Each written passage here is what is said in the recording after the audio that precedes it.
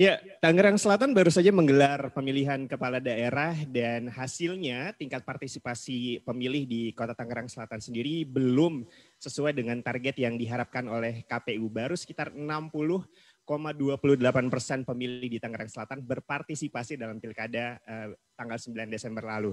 Tak ingin kejadian ini terulang di pilkada berikutnya, PSI berusaha untuk mencari tahu bagaimana caranya untuk meningkatkan pemilih muda, meningkatkan partisipasi pemilih muda dalam gelaran pemilu dan juga pilkada. Saya Adrian Syahsuwarso, selamat datang di diskusi publik yang dipersembahkan oleh DPC PSI Ciputat dengan topik meningkatkan partisipasi pemilih muda. Baik, Assalamualaikum warahmatullahi wabarakatuh. Shalom, Om Swastiastu, Namo Buddhaya, salam kebajikan untuk bro dan sis semua. Apa kabar? Selamat datang sekali lagi di diskusi publik yang digelar oleh DPC PSI Ciputat. Yang kali ini mengambil topik yaitu tentang meningkatkan partisipasi pemilih muda dalam pemilu. Ini berkaitan dengan hasil ya dari Pilkada Tangerang Selatan beberapa hari lalu yang tampaknya belum begitu menggembirakan karena hanya diikuti oleh 60,28% dari total pemilih itu sendiri. Sudah bersama saya ada juru bicara DPP PSI, Sis Dara Nasution yang terhubung melalui layanan streaming Zoom. Selamat sore Sis Dara. Sore bro, halo. Apa kabar? Alhamdulillah. Apa kabar? Baik, dan di samping saya juga sudah hadir salah seorang dosen komunikasi dari Universitas Multimedia Nusantara, Bro Fahri Dinansyah. Manggilnya bro juga nggak apa-apa ya? Iya nggak apa-apa dong. Oke, selamat sore Bro Fahri. Halo bro, sore. Baik, sore. Sisdara, Bro Fahri, hari ini kita mau sedikit bahas tentang gimana ya caranya meningkatkan partisipasi pemilih muda dalam pemilu, supaya nih dalam pemilu yang akan datang, pilkada yang akan datang, tingkat partisipasi terutama dari pemilih mudanya ini bisa meningkat. So sebetulnya aku ke Bro Fahri dulu deh. Menurut Bro Fahri, apa sih kira-kira yang menyebabkan tingkat partisipasi pemilih nih ya? Kita bicara general dulu nih, pemilih di pilkada Tangsel deh kemarin gitu. Kira-kira dropnya itu atau rendahnya itu kenapa nih, Bro? Oke, thank you Bro Adrian. Gini, jadi secara konsep ada beberapa hal yang membuat orang itu tertarik untuk mengikuti election atau pemilihan gitu. Baik itu pilpres maupun pilkada. Tergantung dari apa? Tergantung dari politisi-politisi yang ikut dalam kontestasi, ya kandidat dalam kata lain, atau juga orang-orang yang meramaikan dari kontestasi itu gitu. Nah yang jadi masalah beberapa pemilihan umum termasuk pilkada ya pemilu kada itu politisi yang tampil di hadapan publik belum begitu menarik perhatian. Kalau kita lihat ada tapi Tangsel sebetulnya menarik loh, Bro. Oke, menarik dari sisi politis ya. Mungkin karena Bro Adrian ini politisi gitu ya. Memahami saya orang-orang CFO, Bro. Orang-orang yang ikut dalam kontestasi ini memang secara politik menarik. Ya, ada yang anaknya wakil presiden, ada yang keponakannya menteri, nah, betul. Ada yang satu lagi siapa? Keponakannya mantan gubernur. Mantan gubernur itu. Jadi secara politis sangat menarik. Bagi siapa? Bagi politisi. Tapi bagi publik secara umum itu seperti apa sih yang biasanya diinginkan atau pengen dilihat lebih menarik oleh mereka? Secara konsep nih ya, saya mungkin bisa sebutkan dari Peti bilang bahwa ada 4 komponen komunikator politik yang menarik buat publik. Peti itu siapa, Bro? Peti itu salah satu ahli komunikasi politik gitu baik. ya. Nah itu dia bilang ada 4 komponen, yaitu credibility, ya, orang yang menjadi komunikatornya punya kredibilitas yang tinggi. Ya, tentu kalau kita lihat semua kandidat-kandidat, kelihatannya kredibilitasnya tinggi. Tapi apakah dia punya attractiveness? Ya, atraktif atau enggak? Ya mungkin bagi pemilih muda salah satu atau 2 kandidat yang memang usianya masih muda itu punya attractiveness yang cukup baik gitu ya. Seperti mungkin bisa sebut aja Saraswati ya yang masih usia, dari segi usia mungkin masih masuk pada pemilih muda, lalu juga ada Pilar Saga yang juga masih muda, itu cukup atraktif, ya oke gitu. Tapi ada nggak similarity-nya, kedekatannya? Bahasa lainnya komunikasi itu proximity. Ada nggak sih yang mereka akamsi gitu, anak kampung sini dalam konteks Tangsel, ada nggak yang bener-bener orang Tangsel gitu? Ya mungkin ada beberapa kandidat yang orang Tangsel ya, saya tahu lah ada yang orang Tangsel asli, tapi dia publik tahu nggak dia orang Tangsel asli gitu ya? Nggak banyak yang tahu. Dan terakhir power, punya kekuatan apa enggak? Ya power itu sebagian punya karena ada yang mantan sekretaris daerah, sekda, atau ada yang juga mantan wakil wali kota. Mereka incumbent. Mereka tentu punya power. Tapi yang lainnya apa nih? Similarity yang kurang. Attractiveness mungkin yang kurang juga. Kurang yang anak muda, kurang merangkul publik-publik yang lebih muda. Kelihatannya seperti itu, Bro Adrian. Jadi kurang menarik bagi para pemilih untuk menentukan siapa nih yang akan jadi pemimpin kita di masa depan, itu karena memang tidak ada bonding itu sendiri gitu ya kira-kira. Betul sekali ya. Jadi bonding antara si kandidat itu kurang ke publik. Tapi sebenarnya ada jembatan, harusnya ada jembatan yang bisa menghubungkan mereka. Nah, jembatan itu yang bisa disebut sebagai komunikator politik ya, atau humasnya masing-masing kandidat atau humasnya KPU itu saya rasa belum bekerja cukup baik. Mereka melakukan sosialisasi, iya nggak? Iya betul, tapi nggak engage. Ya, tidak mengikat kepada si pemilih-pemilih muda itu. Oke. Sisdar, kalau kita lihat kemarin di Pilkada kan tidak cuma terjadi di Tangerang Selatan ya, tetapi di beberapa kabupaten, kota, dan juga provinsi lainnya di Indonesia. Dan rata-rata memang tingkat partisipasi dari pemilihnya juga tidak terlalu besar begitu. Nah, menurut Sisdara sendiri ini apa ya kira-kira main reason ya dari rendahnya tingkat partisipasi pemilih dalam Pilkada 9 Desember lalu? Ya, terima kasih Bro Adrian. Menarik sekali tadi paparannya Bro Fahri, tapi saya juga mau nambahin, yaitu kita jangan lupa bahwa kita melakukan pilkada yang serentak di tanggal 9 Desember itu adalah dalam kondisi COVID, ya nggak sih? Dan lagi pandemi, dan saya baru lihat nih, tadi sempat lihat risetnya sedikit, ternyata memang pilkada Tangsel ini tahun ini golputnya 41% ya. Tapi saya lihat 2015 kemarin ternyata yang golput juga 42%. Lebih banyak ya? Iya, lebih banyak. Jadi bingung juga nih kalau kita mau nyalahin COVID, loh ternyata bukan itu gitu kan.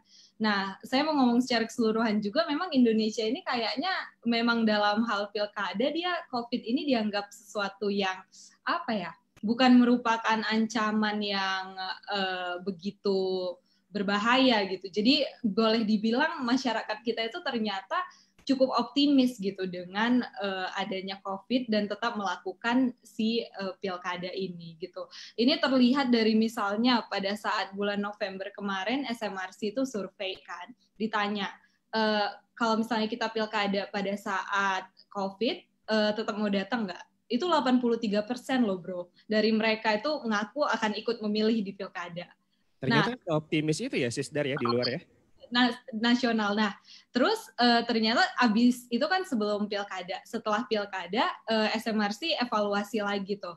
Ternyata setelah di survei lagi, setelah pilkadanya, ternyata memang partisipasinya cukup tinggi juga, sekitar 76% warga yang tinggal di daerah pilkada benar-benar ikut memilih pada 9 Desember 2020.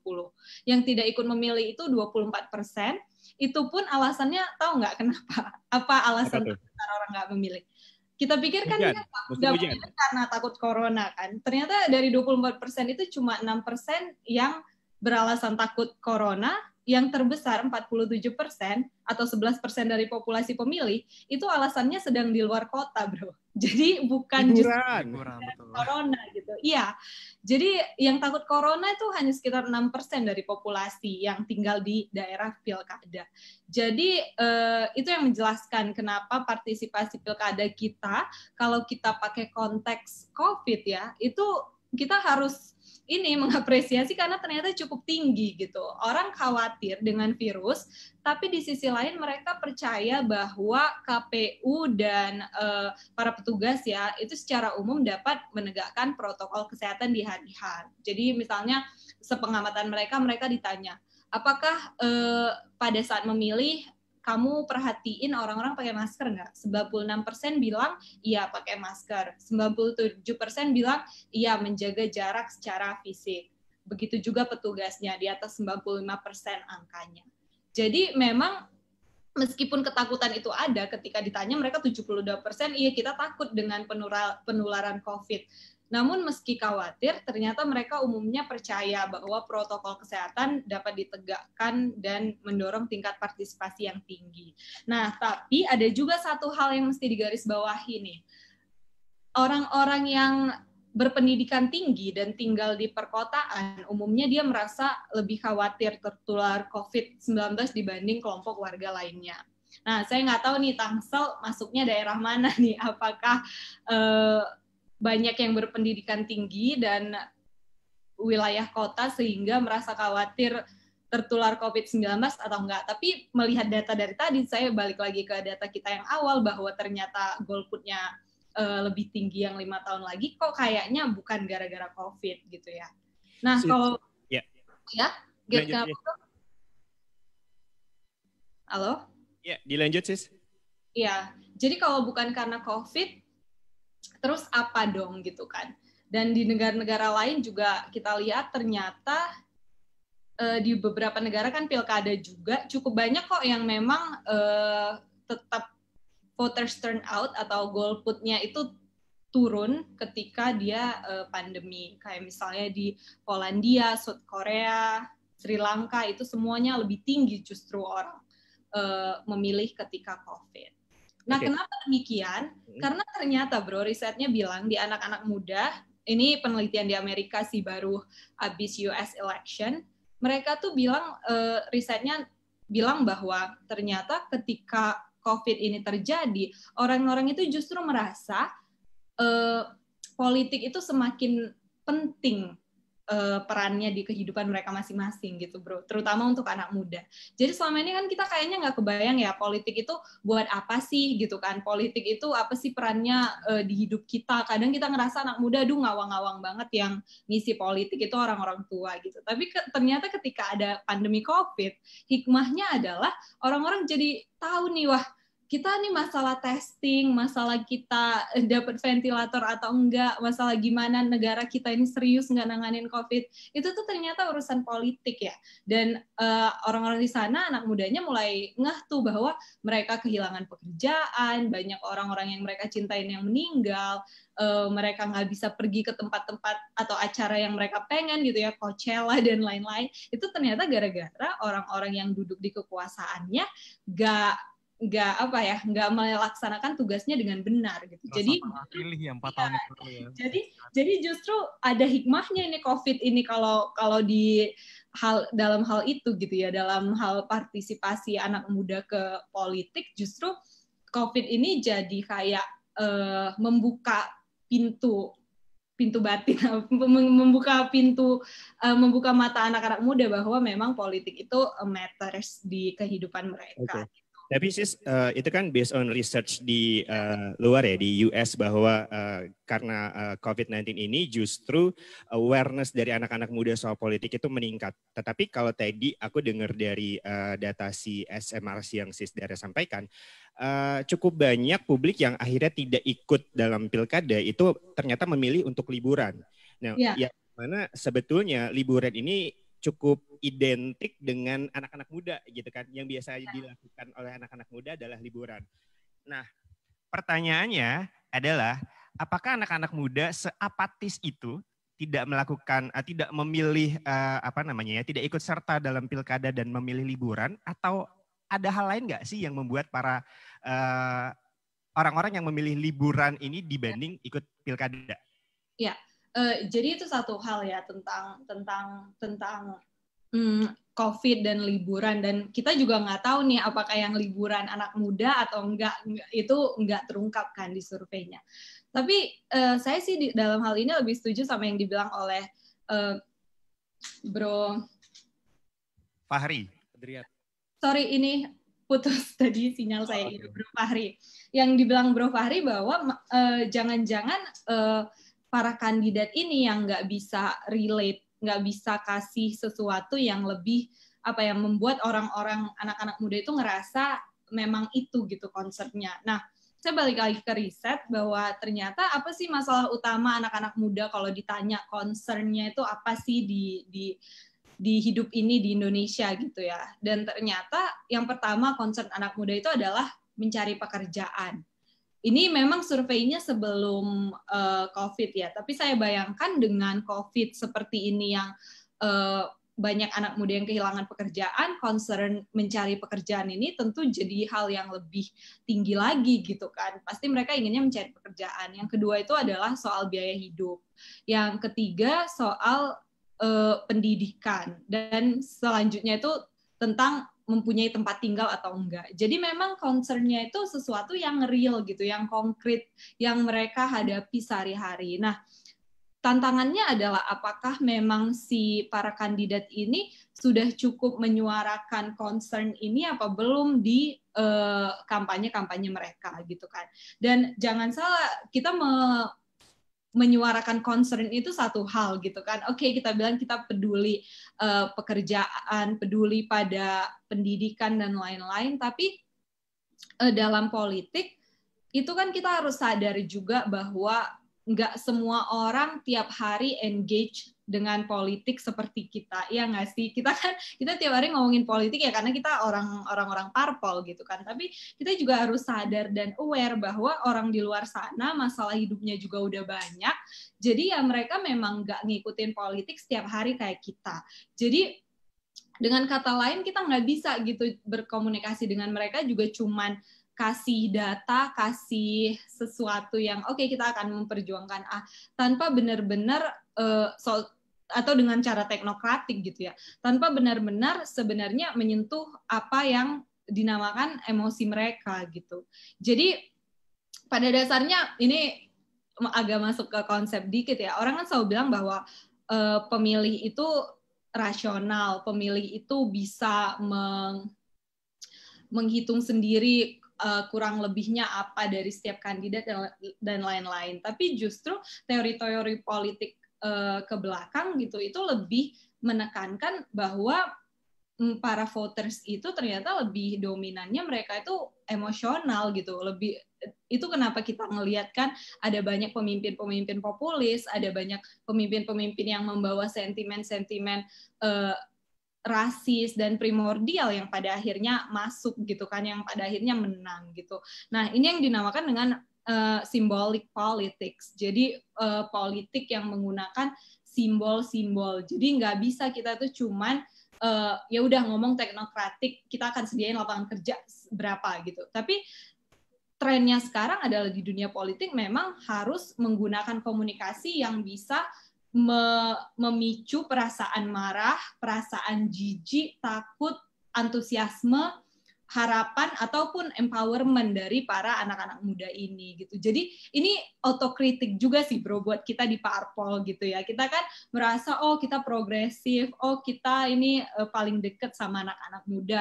Tapi tantangannya sekarang adalah gimana kita benar-benar yaitu bisa menyentuh sisi-sisi emosional itu tadi gitu. Karena apa ya di tengah saya jadi ingat yang dibilang sama dosen di kampus, dia bilang di tengah pandemi ini orang semua anxious, orang semua resah dan pada akhirnya ya memang gampang buat kita untuk menyalahkan kondisi itu kepada orang yang berbeda dari kita gitu. Jadinya ngeblame kayak di UK itu yang diblame pada akhirnya imigran gitu kan. Di Amerika juga sama gitu. Jadi dalam kondisi-kondisi ketidakpastian kayak gini kita tuh sebenarnya rame-rame nyari kambing hitam gitu.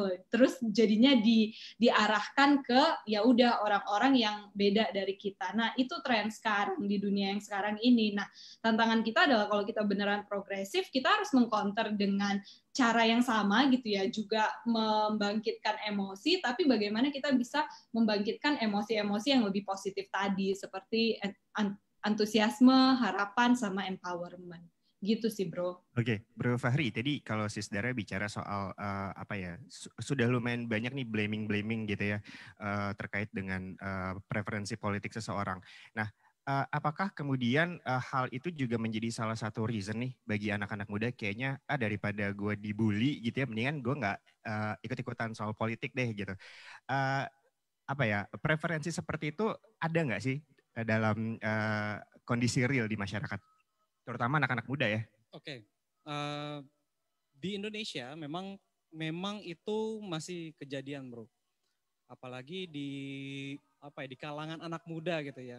Ya taruhlah kita masih usia muda gitu di usia ini, yang sebenarnya banyak sekali challenge atau tantangan-tantangan yang kita hadapi ketika kita punya satu pilihan. Ya, orang luar pasti akan mempertanyakan, kenapa sih lo pilih partai ini, kenapa sih lo pilih kandidat ini, kenapa sih begini, kenapa sih begitu, ya.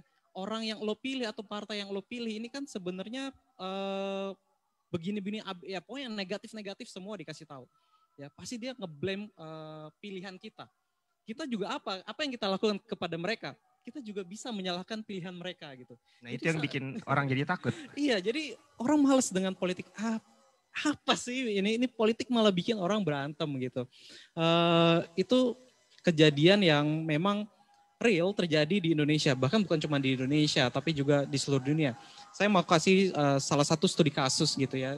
Tadi Sis Dara sempat menyinggung soal US election. Ini juga di Amerika Serikat gitu ya, tahun 2020 partisipasi pemilihnya juga meningkat gitu ya. Mungkin salah satu yang menjadi latar belakang adalah Sis Dara ceritain tadi gitu soal pandemi, terus ngerasa wah ini Trump ini salah nih penanganannya, maka gue nggak mau pilih presiden kayak Trump lagi gitu ya. Jadi pilih yang salah satunya lagi. Makanya mereka tertinggi sepanjang 120 tahun hingga 72% tingkat partisipasi pemilihnya, yang menurut analisis saya gitu ya, yang saya lihat gitu di banyak media, baik media massa maupun media digital, itu di Amerika Serikat banyak menggunakan dalam tanda kutip endorser ya. Okay. Tapi yang influencer tidak influencer, endorser apapun itu ya. Kita bisa sebut juga ambasador. Yang jadi ambasadornya untuk election itu siapa? Selebritas ya. Mungkin waktu US election kita banyak ngelihat, oh ini selebritas yang kalau di Instagram mungkin ikutin beberapa selebritis, dia kasih lihat, I voted gitu ya, I voted gitu ya. Salah satu yang cukup menarik perhatian adalah Selena Gomez ya. Ya saya sempat lihat gitu ya, dia dengan bangganya nulis pilihannya, lalu pakai pin atau stiker, dan itu saya heran, apakah iya selebriti di sana dibagikan stiker gitu ya. Okay. Itu kayaknya salah satu cara yang menarik gitu ya, menarik supaya orang-orang melihat bahwa wah ini selebritas aja vote, kenapa gue enggak? Selebritas aja punya alasan buat vote, yang dia sudah sibuk dengan agendanya masing-masing, dia mau vote. Kenapa saya enggak gitu ya? Walaupun dia mungkin tidak memberikan visual bahwa dia memihak ke kanan atau ke kiri, tapi dia vote gitu. Yang penting dia vote. Nah ini banyak terjadi di US election. Indonesia bisa nggak itu gitu, salah satu yang menyebabkan, salah satu faktor yang menyebabkan tingkat partisipasinya menjadi tinggi. Tinggi, betul gitu ya. Indonesia bisa nggak kayak gitu menurut Bro Adrian? Harusnya bisa. Kalau selebritasnya itu semacam di endorse oleh pemerintah atau KPU. Gitu. Tapi nanti justru selebritasnya itu dimusuhin. Nah, that's why. Nah, ini saya juga bisa menjabarkan analisis saya dari case di Indonesia. Indonesia bisa kayak gitu, tapi challenging banget. Pertama, karena buat anak muda, buat anak muda, politik itu masih nggak asik. Ya. Okay. Tadi kita cerita soal politik bikin berantem gitu ya. Bahkan ketika sudah ada PSI gitu ya, partai politiknya anak muda aja gitu ya, anak muda masih ngelihat masih berantem ya, masih ngapain gue pilih, sama aja katanya begitu ya. Padahal kalau di dalamnya mungkin tahu seperti apa itu. Yang kedua, selebritas atau figur publik di Indonesia itu masih malu-malu memberikan dukungan karena dia takut ya khawatir memengaruhi karirnya. Mempengaruhi karir, dimusuhin sama fansnya. Betul, ya kita lihat kemarin ada beberapa artis yang memberikan dukungan ke salah satu kandidat, ini langsung dihujat gitu ya sama netizen yang maha benar itu ya. Terus yang ketiga ada lagi, sosialisasi masih terbatas menunaikan administrasi. Ya, padahal bisa lebih atraktif. Buat KPU itu sosialisasi enggak, iya mereka sosialisasi, tapi administratif aja supaya memenuhi kewajibannya. Padahal bisa lebih atraktif. Jadi buat anak-anak muda nggak ada kesannya buat mereka iya, gitu ya? Mereka nggak attracted karena memang sosialisasinya ya secara administratif aja. Gue nggak tertarik dengan sosialisasi KPU, gue nggak tertarik dengan sosialisasi yang dilakukan oleh para kandidat. Even itu kandidatnya ada 3 misalnya di Tangsel, atau ada 4 atau 5, ya nggak atraktif gitu. Kemudian di kalangan anak muda ini yang masih kencang adalah di kalangan kita semua gitu. Gerakan golput lebih kencang, kayak kencang banget kita mendengar bahwa katanya siapapun yang terpilih nggak akan mengubah apapun. In fact, faktanya gimana bro? Masuk akal nggak? Coba gue tanya dulu. Enggak sih harusnya. Nggak masuk akal, Iya. tapi buat kebanyakan anak muda bener. Ketika ini membuktikan gitu ya, Pak Jokowi akhirnya memilih menteri-menterinya dari lawan politiknya. Sama nggak? Mengubah sesuatu nggak gitu? Ya itu fakta yang logik gitu ya. Padahal mungkin ya secara politik, secara pemerintahan itu memberikan dukungan yang baik gitu ya. Artinya positif gitu. Tapi anak muda ngelihat ini sama aja, ngapain gue jadi kampret, jadi cebong, sama aja gitu ya. Itu sama semua. Tapi buat anak muda ya ngelihat hal yang dia lihat gitu ya. Logika politik lain lagi, tapi dia melihat logika yang terlihat di publik. Dan yang ketiga, ya, sama yang Sis Dara omongin tadi soal libur saat pemilihan.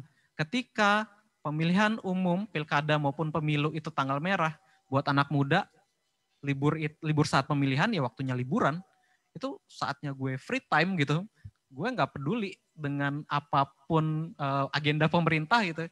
Yang penting ada tanggal merah gue liburan aja gitu. Itu challenge yang terjadi di Indonesia bro, kira-kira seperti itu. Oke. Terus cara efektif ya menurut Bro Fahri ya, cara efektif untuk bisa nge-guide voter-voter muda ini gimana dong jadinya? Ya mau nggak mau orang-orang yang ada di dalam yang melakukan administrasi tadi, ya let's say KPU, humasnya KPU yang memberikan sosialisasi, itu harus anak muda juga. Biar dia tahu apa sih yang kira-kira diinginkan oleh anak muda. Apa sih yang atraktif gitu ya buat anak muda. Cara-cara kreatif melalui media sosial, melalui TikTok even ya. Oh iya. Yeah. Melalui Instagram, Facebook mungkin udah ditinggalkan, melalui Twitter ya. Bahkan ketika ada tweet war, itu akan menarik perhatian anak muda. Atraktif nggak? Wah atraktif, seru nih tweet war gitu ya di Twitter. Ini akan membuat dia berpikir, kalau gue milih akan seperti apa ya? Kalau gue nggak milih akan seperti apa ya? Yang penting menarik perhatian dulu.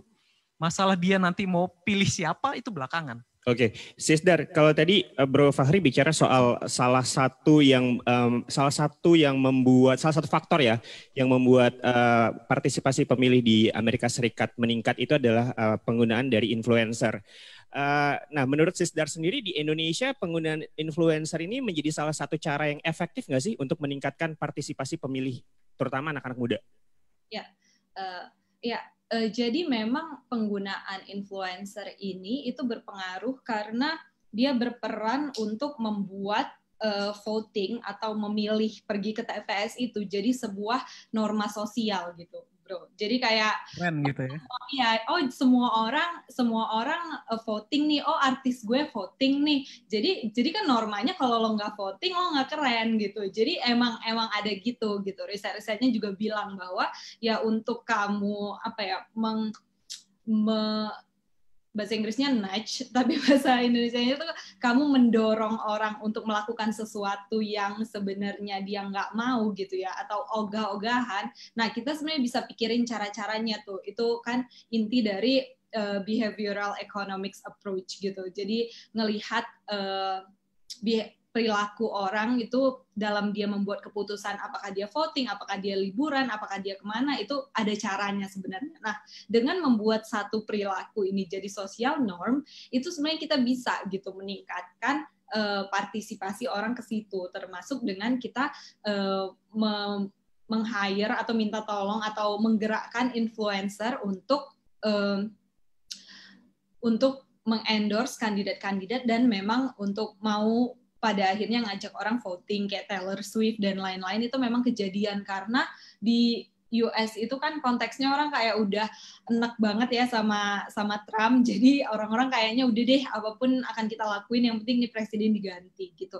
Nah kalau di Indonesia memang saya setuju banget tadi yang dibilang sama Bro Fahri bahwa artisnya nih yang masih malu-malu gitu ya. Ini saya sharing dikit aja, mungkin teman-teman di sini kalau kita minta, jangankan buat nge-endorse pemilu gitu, kadang kita minta untuk ngisi acara di kita aja mereka masih mikir-mikir, tapi kan kalian parpol gitu. Jadi memang ada keengganan yang universal gitu ya pada dunia politik, pada partai politik yang mungkin ini salah kita bareng-bareng juga gitu selama bertahun-tahun mereka udah ngelihat gitu ya, nggak cuma artis, masyarakat pada umumnya juga udah ngelihat nih parpol pada ngapain sih gitu kan.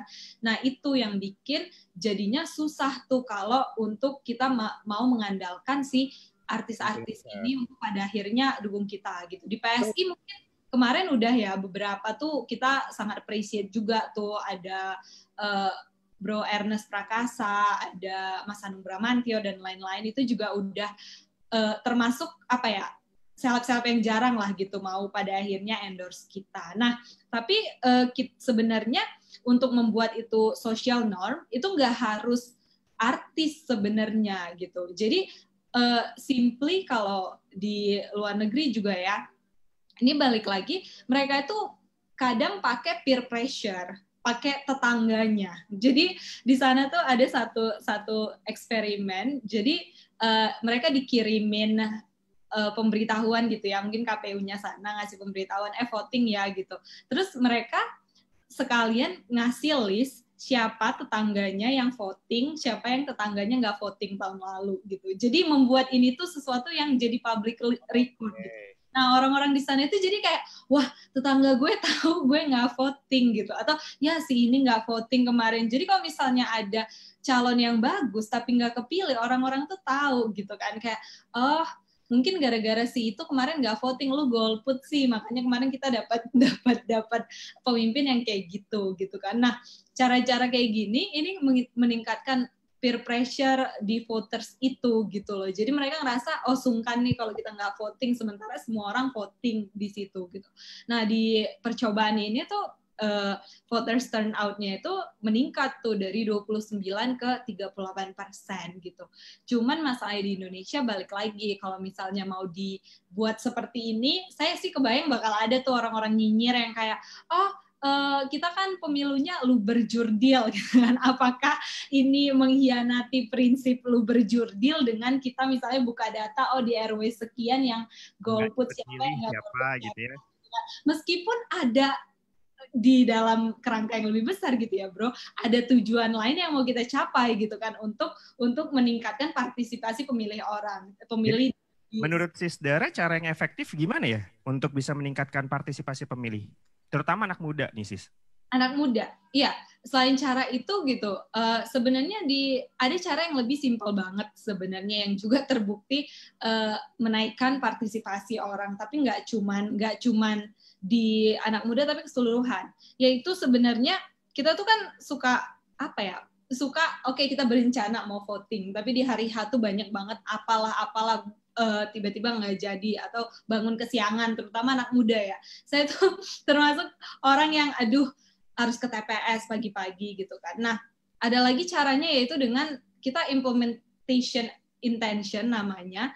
Itu tuh sesimpel petugas-petugas tim ses itu sebenarnya harusnya ya bisa nelponin calon-calon pemilih, anak-anak muda dan pemilih pada umumnya, ditelepon dan ditanyain beberapa hal. Misalnya di hari kita voting kemana, hari Kamis ya? Rabu ya. Di hari Rabu itu kira-kira mau ke TPS jam berapa ya? Terus kalau di TPS nanti mau ke TPS, rumah kamu di mana? Di Ciputat. Kamu ke TPS berapa? Mau naik apa ke sana? Lewat jalan mana? Terus sebelum ke TPS mau ngapain dulu sebelum kamu ke TPS? Apa makan dulu, sarapan dulu? Dan jadi insecure nggak sih ditanyain gitu? Jadi apa? Jadi insecure nggak sih ditanyain kayak gitu? Jadi ya gak peduli bro jawabannya apa, mau mereka jawabannya apa gitu ya. Tapi ketika kita nanyain dan mereka disuruh memvisualisasikan mereka mau ngapain gitu ya ke sana di hari itu terbukti. Ini bukan kata saya, ini risetnya yang bilang bahwa itu tuh meningkatkan voters participation 10%. Jadi orang tuh perlu dibuat, dia memvisualisasikan, oke, gue akan jelas banget nih rencana voting gue besok akan A, B, C, D, E, F, G, dan kemungkinan dia melakukan itu lebih besar gitu. Jadi kita di sini berusaha untuk mempermudah sistem orang, karena manusia itu kan asumsinya rasional, tapi banyak hal kita nggak rasional gitu. Jadi maksud saya di sini adalah memang harus kita siapkan sistem-sistem assistance yang mungkin teknikal, yang mungkin kita kayak apaan sih gitu kan. Tapi itu ternyata ngebantu orang secara behavioral economics untuk partisipasi dia jadi meningkat gitu. Nah, inilah peran tim ses di sini ya untuk menggerakkan dan lain-lain. Itu yang teknikal. Tapi kalau ditanya apa sih sebenarnya yang bisa meningkatkan anak-anak muda lebih mau percaya, lebih mau berpolitik dan lain-lain.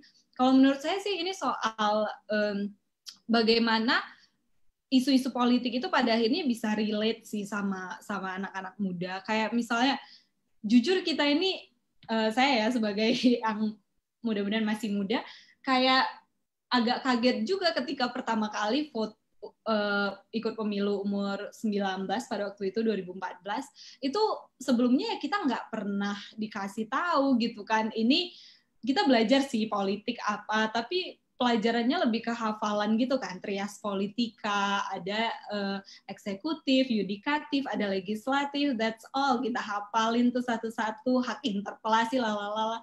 Tapi kita nggak pernah beneran tahu bahwa sebenarnya kalau gue vote, kalau gue milih itu apa sih konsekuensinya di hidup kita gitu ya. Sebenarnya apa sih yang akan terjadi kalau kita nggak pilih pemimpin yang benar gitu. Itu kan nggak pernah kita omongin, nggak pernah kita ceritain.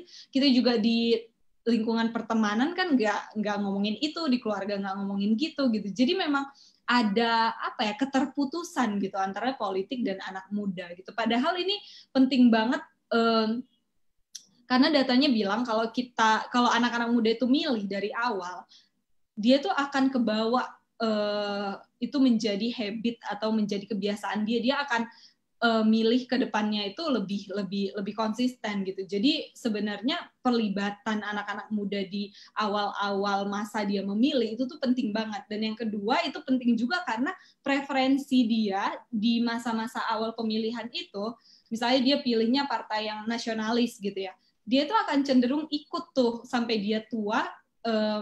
Pemilihan ideologi dan partisanship dia itu akan ke situ terus gitu, meskipun memang kalau partai kan bisa ganti-ganti gitu ya, tapi bahwa preferensi ideologi dia itu akan cenderung ke bawah sampai dia nanti lebih tua gitu. Jadi memang penting banget pelibatannya.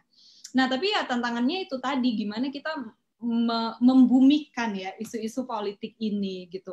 Nah, sebenarnya sekarang itu dengan isu RUU PKS, terus juga isu kemarin yang agak booming itu kan juga KUHP ya, yang sampai semua orang demo besar-besaran tahun lalu sebelum COVID. Nah, sebenarnya isu-isu itu kita bisa belajar dari gimana isu-isu itu pada akhirnya bisa memancing partisipasi yang sangat besar pada waktu itu kan.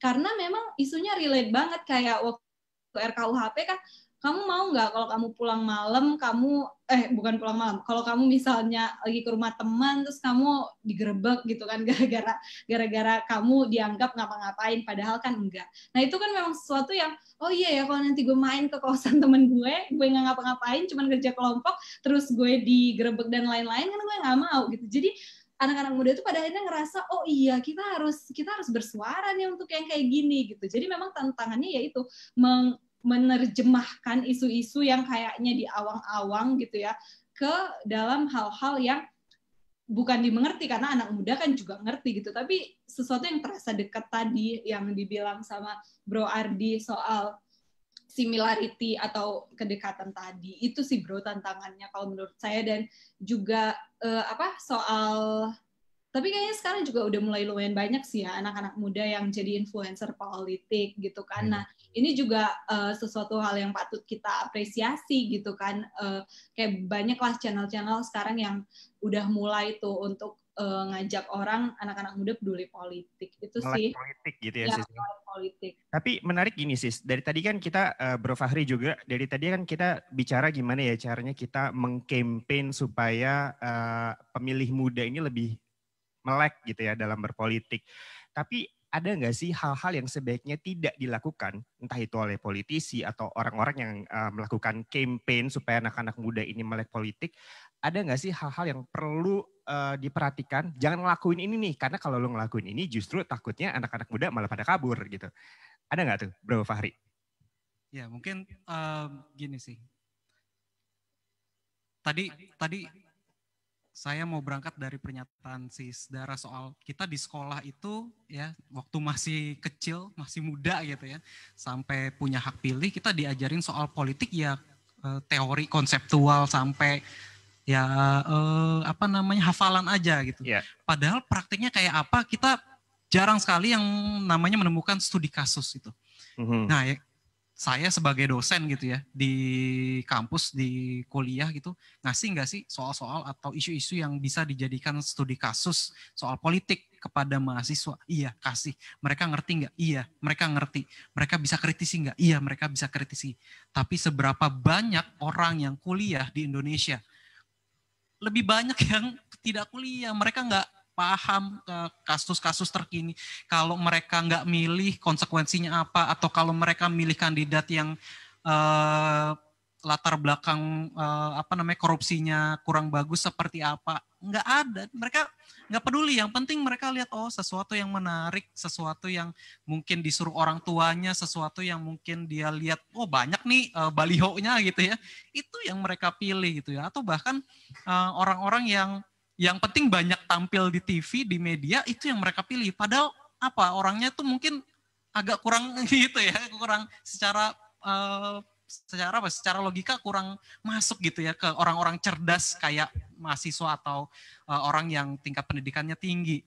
Tapi yang jadi masalah itu di Indonesia banyak sekali yang tingkat pendidikannya jauh lebih rendah daripada S1, S2 apalagi gitu. Yang tidak pernah mengalami studi kasus, kalau gue nggak milih akan terjadi ini, kalau gue milih kandidat yang buruk akan terjadi itu. Enggak.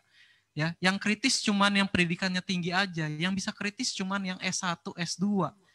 Dan mungkin itu ya, saya bisa lihat adalah salah satu yang menjadi target voternya PSI adalah pemilih muda yang cerdas. That's why nggak banyak, sorry to say ya, tidak terlalu banyak yang mau memilih PSI karena pemilih muda di Indonesia nggak banyak yang cerdas gitu. Jadi banyak yang kritis gitu. Treatmentnya sebenarnya berbeda ya. Treatment untuk anak-anak yang let's say punya pendidikan yang lebih baik dengan yang tidak, itu treatment untuk memperkenalkan politiknya berbeda. Gitu. Sangat betul. Seharusnya mengayomi semua kalangan, semua tingkat pendidikan, semua semua pemikiran orang-orang yang kadang-kadang kita harus mengakomodir yang kurang cerdas. Sorry to say, ya yang mungkin hanya lulusan SD, SMP, SMA, nggak masalah gitu ya. Kita harus akomodir itu. Oke. Ya, karena mereka jauh lebih banyak daripada yang kritis. Oke, Sis Dar, pengalaman sebagai seorang politisi, menurut Sis Dar apa sih yang sebaiknya tidak dilakukan oleh politisi ataupun orang-orang yang mencoba untuk melakukan campaign agar anak-anak muda ini melek politik? Ada nggak Sis yang sebaiknya tidak dilakukan gitu? Saya setuju sama Bro Fahri ya. Jadi saya jadi ingat nih masa-masa saya dulu beneran nyalek dan turun tuh ke masyarakat. Masyarakat itu memang di grassroots ya. Kita ngomong masyarakat yang tinggalnya di mana Simalungun, di desa yang kalau ke sana jalannya jelek banget dan sinyal juga jelek gitu ya. Jadi kita ngomong memang masyarakat yang seperti itu. Dan mereka itu memang keinginannya to be honest nggak muluk-muluk gitu. Mereka justru pengennya dengerin mereka gitu, bro. Sampai saya tuh suka ini ya, kalau misalnya ke sana ibu-ibunya sih, itu mereka tuh kadang berkaca-kaca ke saya karena dia bilang nggak ada calon anggota legislatif yang pernah datang ke sana maupun pada saat kampanye maupun udah terpilih gitu. Dan anak-anak mudanya juga sama gitu. Mereka kayak, aduh nggak pernah ada orang yang mau kesini dan dengerin kita gitu. Dan mereka tuh nggak suka kalau kita tuh datang ke sana tuh kayak minterin gitu loh, bahasa Jawanya minterin tuh kan kayak kita sok tahu dengan apa yang terjadi di hidup mereka gitu. Nah ini yang saya lihat memang penyakit atau kelemahannya kita politisi muda ini. Kadang kita ngerasa oh kita tuh udah sekolah gitu ya, kita tuh pokoknya kita udah sering masuk TV, kita tuh pokoknya paling tahu lah semuanya gitu kan. Dan ketika kita berinteraksi sama masyarakat atau kita nampil di TV di mana-mana ngasih statement di media tuh pada akhirnya jadi ya kayak dibilang Bro Fahri itu jatuhnya elitis gitu loh, jatuhnya ya nggak relate orang-orang itu ngomong apa sih gitu kan. Sementara yang di bawah itu dan yang bukan yang di bawah tapi mayoritas rakyat Indonesia itu sebenarnya pengennya ya politik itu sederhana kok. Mereka tuh pengennya politik ya udah lo memperjuangkan kepentingan rakyat, dekat dengan rakyat dan beneran deliver apa yang udah dijanjikan, which is ya bantuan ke mereka dan lain-lain gitu. Jadi memang masih ya di situ level yang diinginkan masyarakat Indonesia. Dan bukannya memang politik itu soal itu ya gitu, soal kita ya hadir dan kerja untuk masyarakat gitu kan. Nah itu jadi, sih sebenarnya ritmenya memang harus disesuaikan, jangan ketika kita turun ke kalangan yang bawah kemudian kita bicara agak tinggi gitu ya, itu justru akan bikin orang kabur gitu ya. Daki-daki dan juga itu menyinggung mereka loh kalau kamu kita tuh terlalu terlalu ya itu tadi saya bilang minterin, itu menyinggung mereka gitu. Karena ya kamu siapa, kamu nggak tahu ya, karena saya kan turunnya kemarin 10 kota kabupaten, jadi beneran gede banget, harus pergi ke daerah-daerah yang kita beneran nggak pernah dengar namanya bahkan sebelum nyalek gitu kan. Tapi kita datang ke sana sebagai orang baru, kita butuh mereka untuk mudah-mudahan suka sama kita gitu ya, kenal dan suka, ya kita beneran harus ya dengerin mereka, beneran harus apa yang jadi kendala mereka tiap hari, solusinya seperti apa, ya kita harus berperan sebagai mitra dan menyelesaikan bareng-bareng sama mereka gitu. Saya selalu bilang dulu di kampanye gitu ya, bahwa ini tuh kayak pertarungan David versus Goliath kan, kayak kita melawan politisi-politisi lama, kekuatan lama, David versus Goliath, tapi kita tuh bukan jadi Goliath yang menyelamatkan masyarakat ini gitu. Sebenarnya kita tuh kan cuma jadi alatnya aja, batu yang akan dilemparkan mereka gitu. Bukan kita yang jadi sok hero dan datang dengan pemikiran kita, cara-cara kita nggak kayak gitu. Nah, jadilah teman, bukan gurui gitu ya, Sisdar ya. Butuh mereka untuk sama-sama bagaimana ke depannya itu apa yang harus diperjuangkan. Nah kayaknya ini juga sih yang terjadi di anak-anak muda gitu ya. Kadang kita tuh mungkin ngerasanya oh ya udah gue udah lebih dulu di politik, gue lebih ngerti, lo nggak ngerti apa-apa di politik, dan ya udah ikut cara gue gitu. Padahal sebenarnya kan anak-anak muda ini ya sama aja gitu, kayak punya aspirasinya sendiri, dan justru anak-anak muda ini kan seneng kalau misalnya mereka yang dikasih ruang gitu, mereka yang diajak collab, diajak nampil. Sebenarnya itu sih yang disenengin anak muda juga, karena kan di usia-usia kita ini pasti masih pengen nampil ya nggak sih bro, kayak pengen eksis dan lain-lain, itu ada banget keinginan itu gitu. Jadi buat kita yang politisi muda maupun dewasa, saya nggak mau bilang tua ya, maupun yang lebih dewasa ya, ini jadi masukan kita ke depannya gitu. Sisdara dan juga teman-teman yang bergabung melalui layanan streaming online, saat ini kita sedang berada di Terbit Kopi ya, untuk diskusi publik dari PSI DPC Ciputat, dan juga sudah hadir beberapa teman-teman kader PSI dan juga yang anak-anak muda nih yang tertarik untuk cari tahu gimana ya caranya meningkatkan partisipasi pemilih muda juga nih. Nah, saya mungkin mau ke teman-teman yang ada di sini, ada yang mau bertanya? Oke, kalau gitu saya mau balik lagi tadi ke Bro Fahri sambil nanti mungkin kita nunggu ada yang mau bertanya atau enggak gitu ya. Nah, Bro Fahri, treatment soal orang yang di bawah, yang pendidikannya di bawah dan yang pendidikan lebih baik itu kan berbeda gitu ya. Selain treatment itu ada lagi nggak sih kira-kira cara untuk meningkatkan partisipasi pemilih? Ya, sebenarnya ini lebih ke arah apa ya? Substansi aja sih. Ketika seorang politisi ya atau komunikator politik bisa membuktikan apa yang dia omongin ya, ketika menjabat maupun membantu para pejabat gitu ya, orang-orang akan percaya bahwa politik itu bagus, politik itu positif, politik itu asik buat kita ikutin. Selama mereka tanggung jawab amanah dengan apa yang mereka omongin di awal, orang-orang akan lebih percaya dengan politik, lebih akan ikut dengan politik. Jadi substansi itu yang harus dikejar oleh Indonesia secara keseluruhan ya, oleh KPU, pemerintah, partai politik, apalagi politisinya sendiri, apalagi gitu ya, pejabat pemerintah, mereka harus bisa seia sekata gitu ya, apa yang dia katakan, apa yang dia perbuat harus sama sehingga orang-orang mau percaya dan oke, politik itu bagus buat gue, berpengaruh buat gue, seru buat gue ikutin gitu. Oke, Sisdar, tahun depan masih akan ada pilkada, kemudian masih ada pemilu juga di 2024. Seberapa optimis Sisdar melihat anak-anak muda bisa semakin melek dan meningkatkan partisipasi pemilih?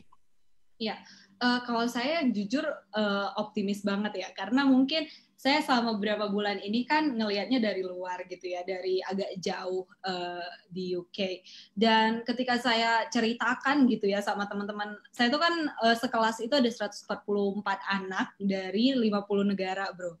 Jadi beneran itu seluruh orang-orang dari seluruh dunia gitu. Dan kita sering kan ngomongin gimana sih partisipasi politik di mana-mana gitu kan. Dan buat orang luar, buat orang seluruh dunia, bahwa di Indonesia itu misalnya kita ada partai seperti PSI yang isinya anak-anak muda dan dibuat dari scratch gitu ya, dari awal banget, buat mereka itu tuh a big deal gitu. Dan ketika saya ceritain gimana engage-nya anak-anak muda ketika misalnya saya live di Instagram gitu, terus lihat nih banyak anak muda yang ikut dan partisipasi, buat mereka itu adalah suatu hal yang wah keren banget nih. Jadi buat saya, kita juga sebagai anak-anak mudanya harus bisa ngerasa optimisme itu gitu, bahwa kita ini adalah bangsa yang besar gitu ya, bahwa kita ini emang ya orang lain tuh ngelihat kita tuh, orang-orang sana tuh ngelihat kita tuh salut loh dengan gimana kita berperilaku di sini, gimana kita terlibat di politik di sini. Cuman ya memang tantangannya adalah gimana membuat semangat ini jadi lebih besar gitu. Tapi menurut saya kita tuh jangan punya inferiority complex gitu ya. Anak-anak muda ngerasa kita kan anak muda, atau ngerasa kita anak muda belum bisa ngapa-ngapain, kita di COVID ngapain ya gitu. Padahal sebenarnya kalau kita memang lebih mau cari cara harus ngapain tuh sebenarnya kesempatan kita tuh banyak banget gitu. Jadi jangan suka membatas-batasi diri sama apa yang mungkin dan nggak mungkin kita lakukan sih. Karena kalau kita berjejaring, gila Indonesia itu kan anak mudanya banyak banget ya. Berapa puluh juta tuh sekarang. Dan dengan adanya medsos gitu ya bro, itu kan gampang banget kita saling kontak, kita bisa ngomong sama influencer anak muda lainnya. Itu kan sebenarnya ya mungkin dan bisa dilakukan sekarang gitu, dan banyak hal yang bisa kita lakukan gitu. Jadi itu sih sebenarnya kuncinya ada di anak-anak muda ini. Kita sebenarnya mau ngapain? Apa kita mau rebahan aja atau justru kita mau berjuang dan milih kita masing-masing gitu. Okay. Apapun itulah, nggak harus politik, tapi apapun yang menjadi interestnya masing-masing. Tapi saya cukup ada satu line dari Sis Grace Natali yang saya selalu ingat adalah berpolitiklah dengan riang gembira. Nah itu kayaknya perlu tuh ya dikampanykan ke anak-anak muda bahwa politik itu sebetulnya nggak terlalu complicated kok gitu. Kita bisa ngelakuinnya dengan riang gembira ya Sis Dar ya. Benar. Iya. Oke. Bro Fahri optimis 2021 sampai 2024 nih akan banyak pilkada dan juga pemilu? Sangat optimis ya kalau kita melihat kemajuannya sekarang gitu ya di anak-anak muda, kelihatannya kreativitas kita untuk untuk ke arah politik itu semakin meningkat lah ya dibanding jauh-jauh sebelum 2014 itu udah sangat meningkat, orang-orang tertarik untuk terjun ke dunia politik, tidak hanya ke dunia politik tapi juga mengendorse politik itu sangat maju lah, apalagi sekarang era media sosial yang hype gitu ya, bukan hanya 1, 2 tapi banyak sekali ya. Zaman dulu cuman Facebook sama Twitter yang hype. Sekarang ada Facebook masih terus, Twitter hidup lagi. Nambah TikTok sekarang ya. Instagram bagus banget, TikTok luar biasa pertumbuhannya, belum lagi ada yang namanya chatting application yang sekarang mulai jadi kayak sosial media. WhatsApp ada story-nya, LinkedIn ada story-nya gitu ya. Semua berlomba-lomba jadi media sosial yang populer, digandrungi oleh masyarakat, digandrungi oleh pemuda, dan itu bisa menjadi channel yang baik untuk sosialisasi atau pendidikan politik anak muda Indonesia. As long as kita bisa menyampaikan bukan kepentingan ya, tetapi hebatnya kalau kita bisa lebih aware terhadap politik dengan cara yang lebih relate, terutama untuk anak-anak muda, kita percaya anak-anak muda akan semakin melek dalam berpolitik, begitu ya, Bro Fahri, Sis Dara. Sis Dara, terima kasih untuk waktunya sore hari ini telah bergabung bersama PSI DPC Ciputat untuk diskusi publik tentang meningkatkan partisipasi pemilih muda. Semoga 2021 dan kedepannya partisipasi pemilih muda terus meningkat ya Sis Dara ya. Ya. Ada yang mau disampaikan lagi Sis Dara terakhir mungkin? Iya, tadi saya lupa nyampein bahwa kayak sekarang itu kan juga di 2019 itu kita ngelihat banyak ya anak-anak muda yang ke politik. Nggak cuma di PSI, di partai-partai lain kan juga udah mulai banyak tuh anak-anak muda yang dikasih ruang. Dan saya terharu banget karena abis kita yang kemarin kalah gitu ya, banyak banget tuh yang DM bilang bahwa Kak, aku tuh ngeliatin kakak loh sama teman-teman PSI dan juga lawan-lawan debat lainnya, dan aku seneng bahwa akhirnya sekarang itu ada orang-orang seusia aku tuh di TV, dia bilang kayak gitu, karena kan selama ini kita nggak ngeliat ya kalau politik itu kan yang ngisi ya udah bapak-bapak gendut botak kan di TV biasanya ya, politisi-politisi lama gitu, nggak banyak. Jadi ya buat saya sih yang gini-gini tuh ya, message DM yang kayak gini tuh itu buat makin optimis sih, itu heartwarming banget karena ngeliatin bahwa oh ternyata yang kita kerjain dengan kita anak-anak muda ikut berpolitik itu juga ternyata bikin anak-anak muda itu ngerasa politik itu sesuatu yang dekat, dan mereka juga jadi kepikiran, oh Kak aku tuh kayaknya kepikiran deh suatu saat mau ke politik juga, gimana ya gabungnya segala macem, dan bahwa pembicaraan itu aja udah dimulai gitu ya, menurut saya itu sih suatu kabar baik lah untuk Indonesia ke depannya gitu. Jadi hari ini makasih banget Bro buat kesempatan. Terima kasih. Ya, dan sukses juga untuk kuliahnya Sis Dara. Kita tunggu hasilnya nanti di Indonesia harus bisa semakin keren lagi ya. Dan kita tunggu kiprah politik selanjutnya dari Sis Dara. Sekali lagi terima kasih. Selamat sore Sis Dara. Assalamualaikum. Bro Fahri juga terima kasih sudah meluangkan waktu untuk hadir di Terbit Kopi ya dalam acara PSI DPC Ciputat nih, dalam diskusi publik ya tentang meningkatkan partisipasi pemilih muda. Semoga obrolan kita bertiga hari ini bisa meningkatkan juga awareness anak-anak muda dalam berpolitik. Amin. Sekali lagi terima kasih Bro Fahri dan semua teman-teman yang nonton, betul, yang baik online maupun yang sudah hadir di Terbit Kopi Ciputat. Terima kasih sekali lagi. Saya Adrian Syah Suarso undur pamit. Assalamualaikum warahmatullahi wabarakatuh. Waalaikumsalam.